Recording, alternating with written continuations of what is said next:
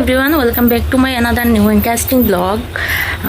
তো এত বেশি গরম পড়েছে বন্ধুরা, কি আর বলবো। এত বেশি রোদ্দুর, দেখো মুখ চোখমুখের অবস্থা দেখো, একদম ঘামে অবস্থা খারাপ হয়ে গেছে। তো যাই হোক, আমার সকালের খাওয়া দাওয়া কমপ্লিট হয়ে গেছে। এখন প্রায় 11:30 বেজে গিয়েছে। আমি এখন স্নান করতে চলে যাব। তো ভাবলাম ব্লগটা স্টার্ট করি। তো কন্টিনিউ দেখতে থাকো, আশা করি ভালো লাগবে। যদি ভালো লাগে তাহলে অবশ্যই একটা লাইক কমেন্ট, ভিডিওটাকে শেয়ার করে দেবে আর চ্যানেলটাকে সাবস্ক্রাইব করে পাশে থাকা বেল বাটনটা অনেক। আজকে একটু মারাত্মক ভুল হয়ে গিয়েছিল বন্ধুরা। আমি বিছানাটা অগোছালো রেখে বাসি বিছানা ঘরে রেখে আমি স্নানে চলে গিয়েছিলাম। হঠাৎ করে মনে পড়লো বাথরুমে যাওয়ার পর, তারপর আবার ঘুরে আসলাম। তো এসে বিছানাটা গুছিয়ে নিচ্ছি। আজকে আসলে বাবু ঘরে নেই, কেউ ঘরে নেই। আর আমি আমার মেয়ে অনেকটা লেট করে উঠেছি ঘুম থেকে। মা ওইদিকে রান্না বসিয়ে দিয়েছিলেন। আমি তো তখন যখন ঘুম থেকে উঠেছিলাম, তো ঘুম থেকে উঠে সোজা রান্না করে চলে গেছি। আর মেয়েকে খাইয়ে দিয়ে মেয়ের সব কিছু কাজকর্ম সেরে, কাজকর্ম আর কি, ওকে ফ্রেশ ট্রেশ করিয়ে তারপর আমি ভাত খেতে বসে পড়েছিলাম। কিন্তু না, মা বারবার বলছিলেন অনেকটা বেলা হয়ে গেছে, ভাত খেয়ে নে। আর মনে থাকেনি। এখন মনে পড়লো, তো এসে বিছানাটা গুছিয়ে একবারে মেয়ের বিছানাটা আবারও গুছিয়ে নিলাম। কেননা আমার স্নান করে আবার ঘুমোবে। আর ওকে আমি সবসময় ডাইপার পরিয়ে রাখি না, আমার ভালো লাগে না। তো যাই হোক, কন্টিনিউ দেখতে থাকবো। স্নান করে চলো একবার বাইরের দিকটা দেখে না। এত রোদ্দুর উঠেছে বন্ধুরা, কি আর বলবো। স্নান করে এসেই আবার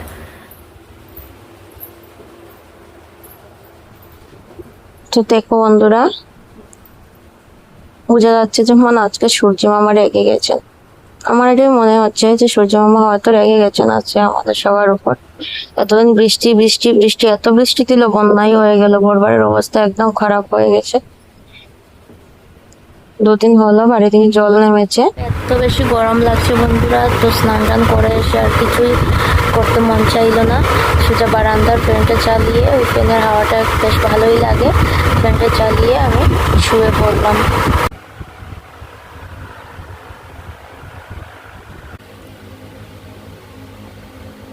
কিছুক্ষণ শুয়ে থাকার পর আমার ঘুম লেগে গিয়েছিল, কিন্তু হঠাৎ ঘুম ভাঙলো। চমকে উঠলাম যে মেয়েটা স্নান করলো কিনা, ঘুমালো কিনা একটু দেখে আসি। তো বাইরে বেরিয়ে সোজা বাইরে চলে গেলাম, গিয়ে গামলাটা চেক করলাম। কেননা ওর সামনে আমি যাব না এখন। গামলাটা চেক করে দেখলাম কি গামলার মধ্যে জল নেই। মা এই গামলার মধ্যে জল দিয়ে প্রত্যেকটা দিন উঠানোর মধ্যে রোদ্দুরে রেখে দেন, বলুন কি এই রোদ্দুরের গরম জল দিয়ে স্নান করানো ভালো। তো এই দিকটা এসে দেখলাম দরজাটা বন্ধ আছে। তো বুঝতে পারলাম যে মা মেয়েকে ওই রুমে ঘুম পাড়াচ্ছেন। তো আমি সামনে গেলাম না, কেননা আমাকে যদি দেখে তাহলে কান্নাকাটি শুরু করবে, ঘুমাবে না, আমার সাথে ঘুমাতে হবে। আর আমার সাথে ঘুমালে তো অনেক আমার কষ্ট হয়ে যায়। আজকাল তো আমার শরীরটা বেশি ভালো নেই। তারপর হাতে এত বেশি চুল করছিল, তো হাতটা চুলকিয়ে একটু মলম লাগিয়ে নিলাম। এত বেশি গরম দিচ্ছে কি বলবো, কি উঠে গেছে হাতের মধ্যে। তো একটু মলম লাগিয়ে এখন হাত ধুতে বাইরে এসেছি। হাতটা ধুয়ে শরীরটা খুবই খারাপ লাগছিল, ভালো লাগছিল না। তো আবারও গিয়ে আমি শুয়ে থাকি ঘরের মধ্যে। আস্তে আস্তে করে চলে যাচ্ছি ঘরে। তো ঘরে গিয়ে আবার কিছুক্ষণ শুয়ে থাকি। তো কিছুক্ষণ শুয়ে থাকার পর যখন আমার শরীরটা আবার ভালো লাগে, তো আস্তে আস্তে করে উঠি। বেশি শোয়াও তো ভালো না। আস্তে আস্তে করে উঠে আবার যাই দেখতে কি মেয়েটা ঘুমোচ্ছে কি না দেখতে যাই। তো গিয়ে দেখি কি মা ওকে ঘুম পাড়িয়ে ফ্যান ট্যান চালিয়ে দিয়ে দরজা টরজা লাগিয়ে রেখেছেন। তো আমি ঘরের লাইট দিয়ে ওকে দেখতে গেলাম, দেখি 2টো ফ্যানই দিয়েছেন মা। এত বেশি গরম, এই ফ্যানটাও দিয়েছেন আর উপরের সিলিং ফ্যানটাও দিয়ে দিয়েছেন। আর ওইদিকে দরজাটা বন্ধ আছে। তো ওকে দেখছি ভালোই ঘুমোচ্ছে। মা আমাকে একবার বলেছিলেন যে তুই ওর কাছে চলে যা, যদি হঠাৎ করে পড়ে যায় নিচে। কিন্তু আমার আর ঘুমোতে ভালো লাগছে না। একটুখানি শুয়ে উঠে পড়লাম, একটুখানি এখন ভালো এমনিতে ভালো লাগছে আর কি শরীরে। তো উঠলাম, একটু কিছু খাবো, রান্নাঘরে যাব এখন। তারপর আমি লাইটটা অফ করে দিয়েছি, দিয়ে চলে এসেছি রান্নাঘরে। রান্নাঘরে এসে দেখছি কি রান্নাঘরের ফ্যানটা দিলাম, তো দেখি কারেন্ট নেই, ফ্যানটা চলছে না। তো এমনিতে বসলাম আর দেখলাম কি মা ওই দিকটায় কাঁঠাল ভেঙেছেন। কাঁঠালটা নষ্ট হয়ে যাচ্ছে। আমাদের বাড়ি থেকে পাঠিয়ে দিয়েছিলেন কাঁঠালটা।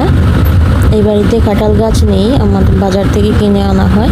তো কাঁঠালটা অতিরিক্ত পাকনা কাঁঠাল ছিল হয়তো, তার জন্য অনেকগুলো কাঁঠাল আর কি নষ্ট হয়ে গেছে। তো বীজটা নিয়ে মা কাঁঠালগুলো রেখে দিচ্ছেন, ফেলে দিচ্ছেন আর কি। আর যেগুলো ভালো আছে ওইগুলো একটা গামলার মধ্যে নিয়ে নিচ্ছেন।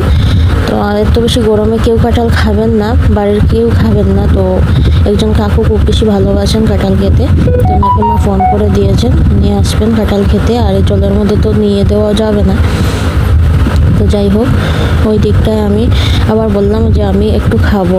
তো মা বলছে এত গরমে কাঁঠাল খাবে? আমি বলছি খেতে ইচ্ছে করছে, তো কাঁঠাল খেতে বসে পড়লাম। বেশি খাবো না, এই একটুখানি খাবো, মন চাইছে যেহেতু খেয়ে নিই, ভাবলাম দিনের বেলা আছে, তো তার জন্যই খেয়ে নিচ্ছি। সবসময় তো আর মনও চায় না, খেতে ইচ্ছেও হয় না। ওই দিন ভেঙেছিলেন আরেকটা কাঁঠাল, তো আমি একটাও খাইনি, একদমই ইচ্ছে হয়নি। আজকে যেহেতু ইচ্ছে হচ্ছে তো ভাবলাম খেয়ে নিই। আবার গরমের জন্য ভয়ও লাগে, কিন্তু কি আমার মনে হয় মন যদি চায় তাহলে কিন্তু খাওয়াটাই ভালো। আগে যে বলেছিলাম মা একজন কাকুকে ফোন করেছেন কাঁঠাল খাওয়ার জন্য আসতে, তো ওই কাকু চলে এসেছেন বলে মা আমাকে বললেন কাঁঠালগুলো বেড়ে দিতে। আর এত বেশি গরম দিচ্ছে তাই মা কাঁঠালগুলো ফ্রিজে রেখেছিলেন, হয়তো নষ্ট হয়ে যেতে পারে তাই ভেবে। তো আমি কাকুর জন্য কাঁঠাল বাড়ছি, আর ওই দিকটায় মা আবার আমার জন্য প্রসাদ নিয়ে এসেছেন। পাশের বাড়ির বৌদি আমার জন্য প্রসাদ দিয়েছেন।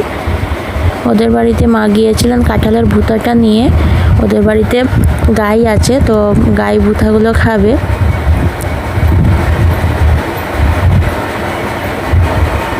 তো আমি কাকুকে কাঁঠালটা বেড়ে দিয়ে তারপর প্রসাদগুলো খেয়ে নেব। আর ওই দিকটায় মাকে আমি বলছিলামও যে আমি আজকে দুপুরবেলা ভাত খাবো না, কাঁঠাল খেয়েছি, এখন প্রসাদ খাবো। আর কাঁঠাল খাওয়ার পর থেকে আবার ভালো লাগছে না শরীরে। মা শুধু আমার জন্য রান্নাবাড়ি করতে চেয়েছিলেন, তো আমি মাকে ভালো করে বুঝিয়ে বললাম। তারপর মা রান্নাবাড়িটা ক্যান্সেল করলেন। তারপর আবার মা আমাকে ম্যাগি সিদ্ধ করে দিয়েছিলেন, আম কেটে দিয়েছিলেন, ওইগুলো আর শেয়ার করা হলো না। তো ফাইনালি আমার থাল ধোয়াটা কমপ্লিট হলো। তো কাকুর জন্য কাঁঠালগুলো বেড়ে নিচ্ছি, আর কাঁঠালের সাথে দিয়ে দেবো মুড়ি। এই কাঁঠালটা কিন্তু খুব ভালো ছিল খেতে বন্ধুরা, আমি যেহেতু খেয়েছি। খুব বেশি মিষ্টি, আসলে গাছ পাকনা কাঁঠালটা ছিল।